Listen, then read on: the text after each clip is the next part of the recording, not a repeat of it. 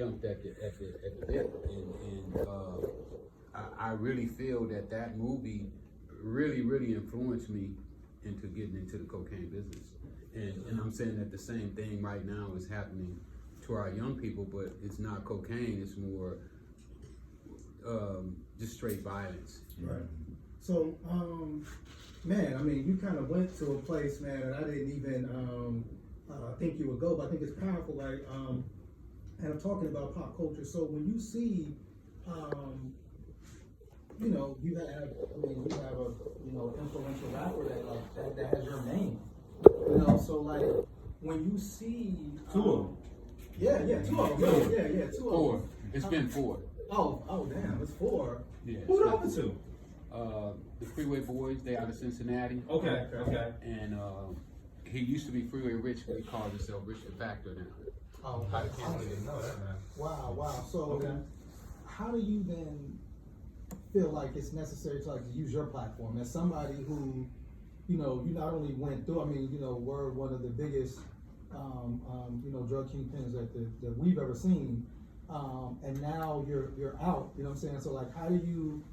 What pressure does that make you feel in terms of like how you use your platform or your voice? Well, I won't really say pressure, but I feel an obligation to counteract what I see happening, because when I first started selling drugs, cocaine, I didn't know that it was as detrimental as it was. I thought it was kind of like how we use marijuana right now. You know, everybody does marijuana and it's a cool thing to do. Right. You know, and that's the way I looked at cocaine.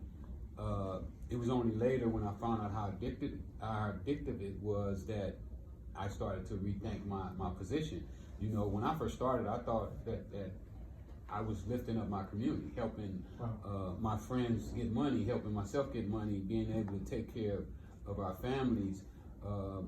But as I went on, I started to learn some ugliness about the game that I wrestled with. Right. You know, I'm not gonna tell you that I didn't wrestle with being a drug dealer. You know, some of my cousins got hooked on drugs, and their moms and their daddies would come to me and be like, "You selling that stuff to my kids?" You know, and those things start to affect you as a person. You know, your conscience start to deal with you. But before that, I never knew, you know, that it was gonna turn to that. So what I'm saying is that a lot of these rappers may not understand the detriment that they're doing to their community and the history. Like, I don't want to go down in history as a drug dealer.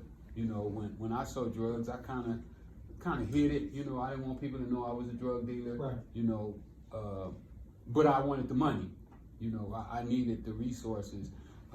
I had no other resources. You know, if you black and you come up with a great idea for a business, where do you go to get the cash? You know, how do you get started? Well, in our neighborhood, it was through drugs. You know, and that's why I see so many of these rappers that glorify the drug business, because I understand that it probably was a drug dealer that paid for their first studio time, bought their first drum machine, you know, gave them the money to get started, and they gravitate to that because that's where they come from, you know. But at the same time, we have to start to understand that if we continue down this road that we're going down, you know, like we just heard self-destruction on the radio, you know, we're gonna self-destruct. Right. So how do you see, I mean, because right now,